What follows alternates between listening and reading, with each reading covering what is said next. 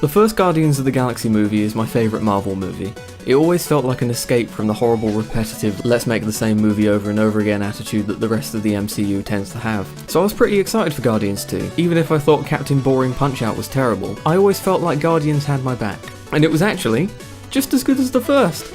I like Guardians 2, not just because of the dumb jokes and the sexy alien ass, but because of the characters, the visuals, and the free popcorn I found in the crack of my seat. The character writing in this movie is very good. Everyone has an arc. But I have to admit it is a little case of the Suicide Squad here and there. All of the characters get stories tied up in nice little bows, but there barely feels like there's enough time to fit all of them into the movie. I feel like if you took Nebula out of the movie, then you'd be fine.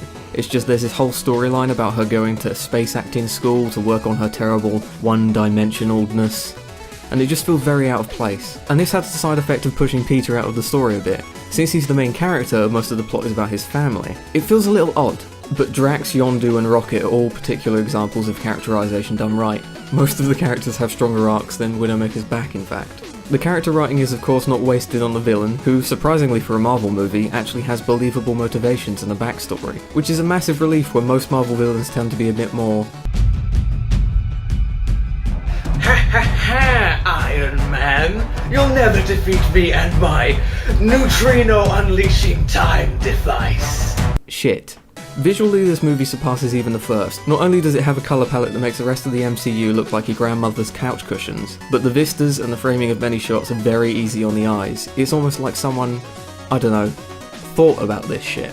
More specifically, the scenes on Ego's planet are among the best looking in the movie.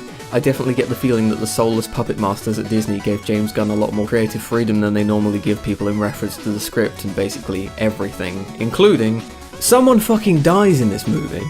And I don't mean, oh, Nick Fury's dead, or oh, Agent whatever his name is dead, or oh, Black Iron Man's dead. No, someone straight up kicks the bucket in this movie and there is an emotional moment and Disney have made you feel sad. Holy fucking shit, the ticket price was worth it because a movie made you feel emotions like it was supposed to. Holy fucking goddamn dog pissing shit. Now look, this isn't some amazing movie like Over the Hedge, okay? It's not without flaws. The first few minutes seem a bit forced and honestly a bit Flash Gordon-y, and it was almost like someone was trying to, I don't know, reboot Ghostbusters or something. But that clears up. And I honestly don't feel like the music meshed as well with this movie as it did with the first. Maybe it's just a one-trick pony kind of thing, or maybe I didn't like the mix. Who knows? Probably you. You're the expert. But really, what did I think? 8 out of 10 whatevers. See, you just told everyone your deepest, darkest secret. Dude, come on. I think you're overreacting a little bit. You must be so embarrassed.